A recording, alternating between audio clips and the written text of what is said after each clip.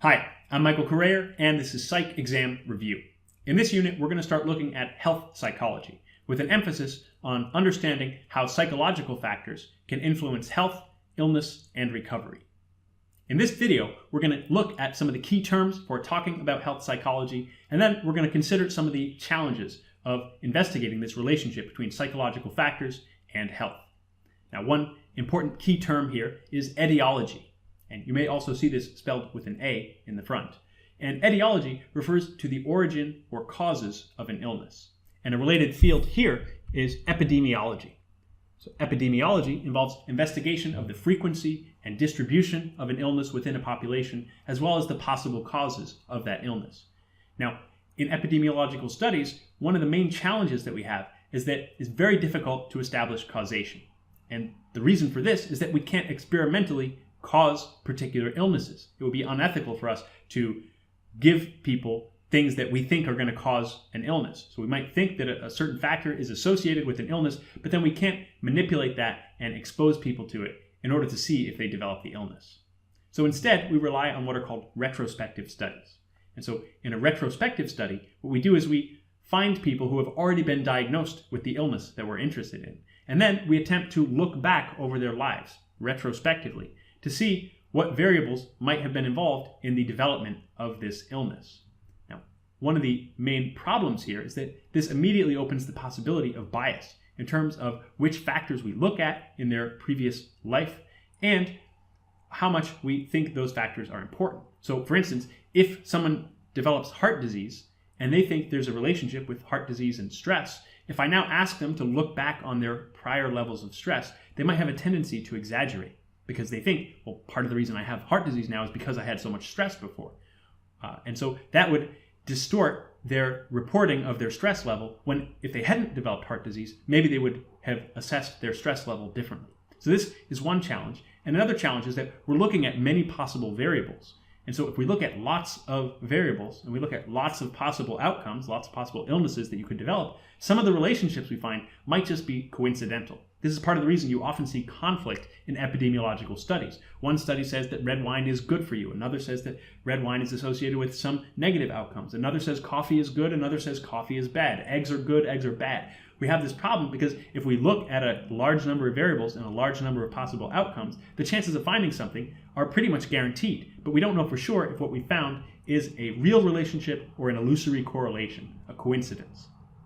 This is especially true when we look at studies that involve assessments of mortality or longevity, because, of course, people die for many reasons, and the exact causes of their death could be very complicated and could involve multiple factors. So if someone in our study dies, or a small number of people in our study die, then this might change the overall mortality or overall longevity of the group, even though it might not actually be directly related to the variables that we're investigating. So these are some big challenges for epidemiological studies. And ideally what we do is what are called prospective studies. And so in a prospective study, we track many healthy people over time. And then we see who becomes ill. So we measure these variables over time in healthy people, and then we see which people develop which illnesses. And then we have already recorded a track record of the variables we think might be related, and we can look if there are actually patterns. Now, the problem with prospective studies is that they're very time consuming. These types of longitudinal studies take a very long time to conduct, and they're very expensive. And the other problem is most of the illnesses that we're interested in are the diseases that accumulate slowly over time. We want to know about things like heart disease or cancer. And these happen over the course of decades. And so that means our studies have to last for decades. And that makes them especially time consuming, especially expensive. And many of the acute illnesses that are developed in much shorter periods of time are ones that we already understand quite well and that we're actually already able to treat very effectively. We can also consider how psychology relates to illness. Can psychological factors actually cause an illness, or can they even cause death? Walter Cannon, who we learned about in the Cannon-Bard theory of emotion, as well as when I discussed the sympathetic nervous system and the fight-or-flight response, that term was coined by Cannon, he became interested in what was called voodoo death. These were situations where a person in a tribe is cursed by a shaman or a community leader, and that person subsequently dies.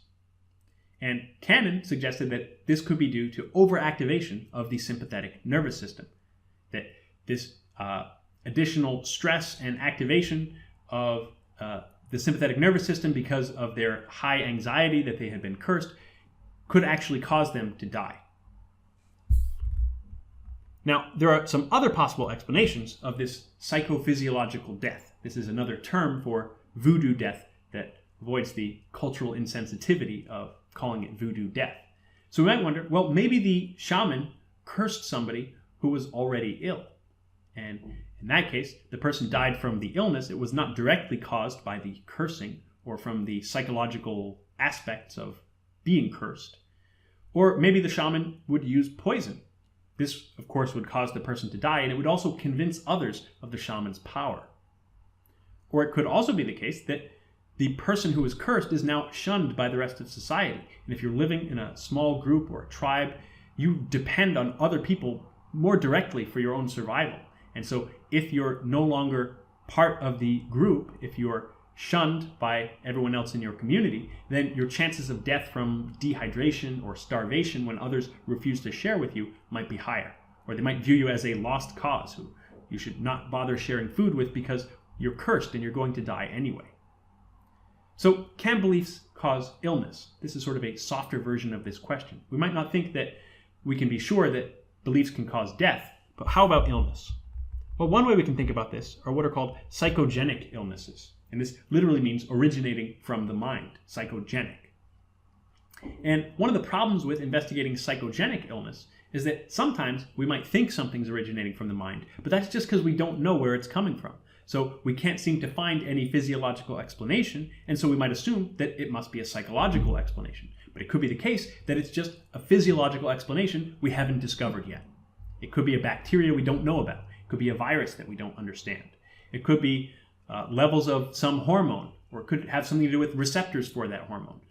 There could be some legitimate cause, some physiological cause of an illness, and until we found that, we might believe it's a psychogenic illness. And this is distinct from psychosomatic illness.